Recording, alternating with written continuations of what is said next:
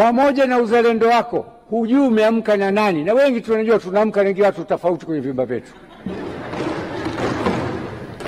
Hujui mtu anakuwekea nini kwenye begi lako. Kwa hiyo hili swala la usalama ni very very important, na mimi napongeza vyombo vyetu vya usalama bungeni kwa namna wanapofanya kazi kwa utiifu na uadilifu. Na hii ndio taifa linavyokuwa. Vyombo vya usalama vina sehemu yake, wabunge wana sehemu yao. Kila mtu aheshimu eneo linalonini. Kuna kipindi hapa bunge lililopita, kuna mbunge alikuja na gari mlango huu hapa huu mkubwa huu karibu na mabenki yetu.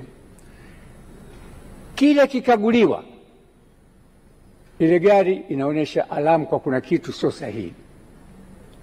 Mpaka wakaletwa wale wanyama ambao wana kazi na training ya kukagua madawa, silaha, baruti, bado wakawa na mahofu nayo. Mwisho wakakuta kuna kitu. Usalama ule wa mbunge, usalama ule wa wabunge, na usalama ule wa taifa letu. Kwa ni waombe wa bunge, wageni wanaruhusiwa kuja, lakini masuala ya kiusalama lazima tuzingatie. Lazima. Hilo halina mjadala.